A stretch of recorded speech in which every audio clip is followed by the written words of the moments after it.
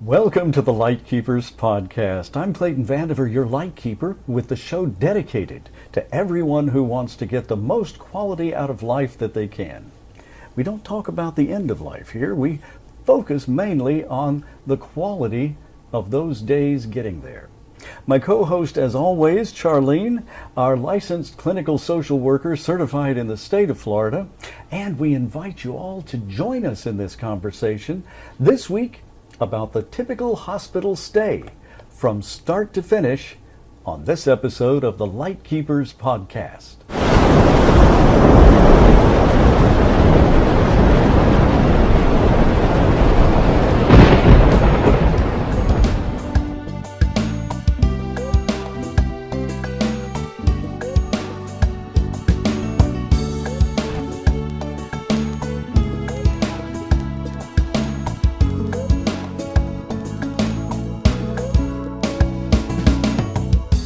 Hey, before we start, I'd like to invite you to please leave your questions or comments below, and please join the conversation. Questions this week will be answered during our next show that appears online every Wednesday evening at 7 p.m. Eastern.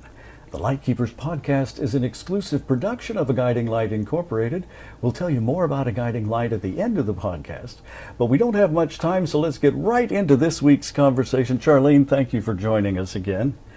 And what are the different reasons that someone might wind up going to the hospital, and how does that change how it all begins for the patient, the process of their hospital journey, their stay from start to finish? So that affects everything.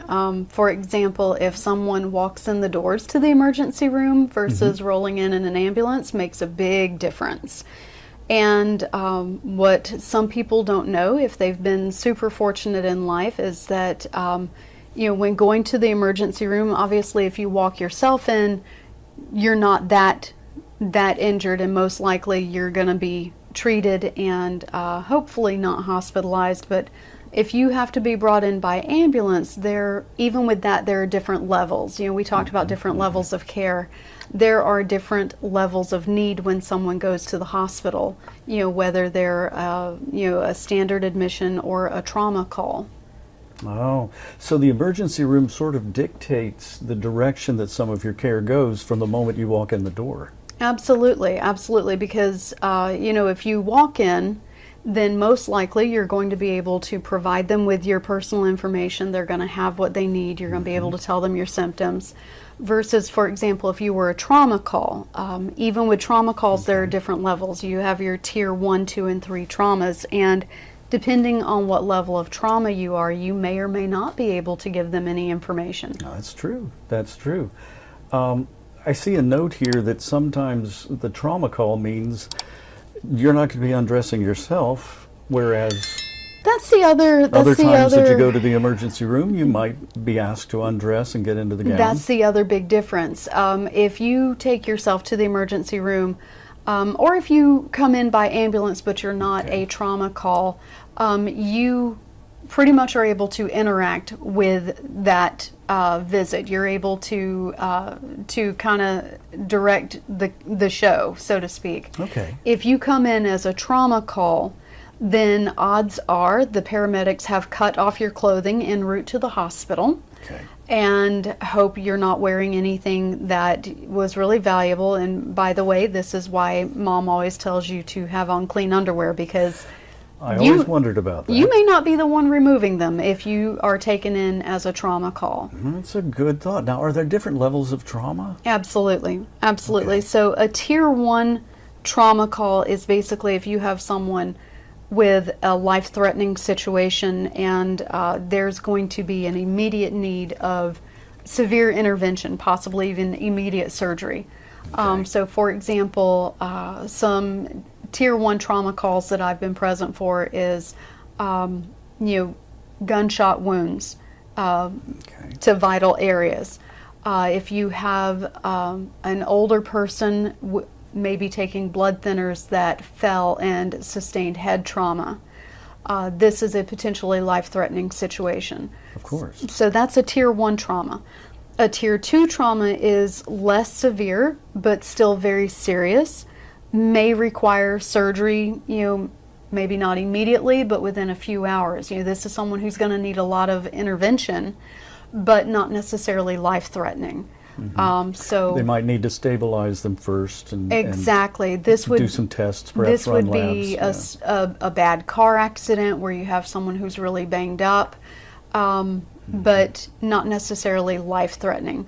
A tier 3 trauma is, if you have to be a trauma call, this is the one you want to be, because this is not life-threatening, almost no risk of surgery. This is someone who needs that immediate help, needs that urgent attention, but they're most likely, barring something severe happening, they're going to walk away from it.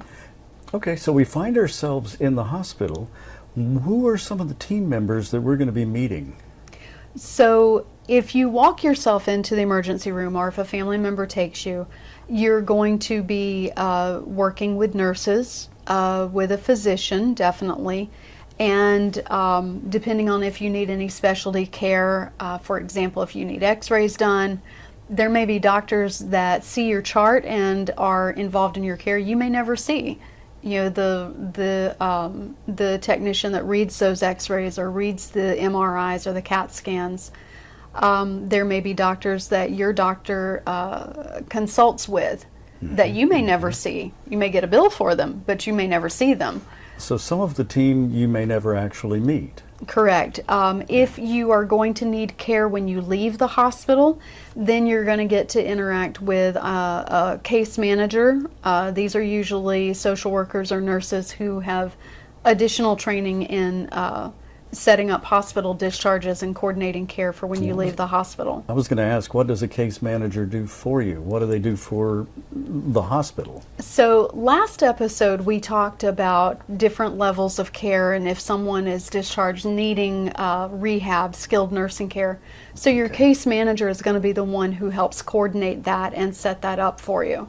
They're also going to be the ones if you need care at home. So if you need home help coming in, home health care, or if you need follow-up wound care or anything like that in the home, or if you need equipment, they're going to be the ones that are going to be setting that up for you. Well, of course, this is all a highly personal choice, and no conversation we have on the Lightkeepers podcast should ever take the place of your own medical care team or other medical advisor, professional advisor, who should always be consulted by you on your own specific situational needs.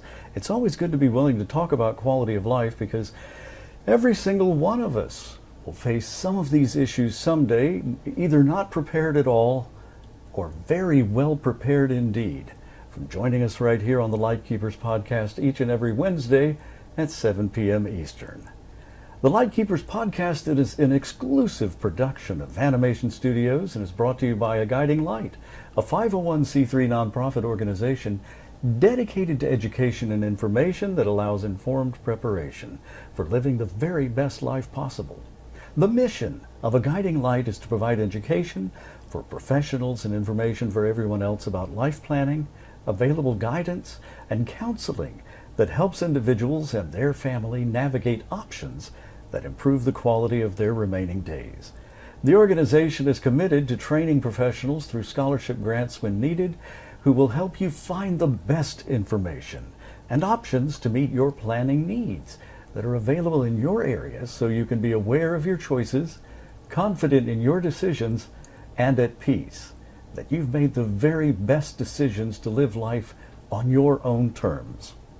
Visit the website at aguidinglight.org, or to make a tax-deductible contribution that helps others find the information and resources that they need, please send your check to the address that's on the screen right below me right now.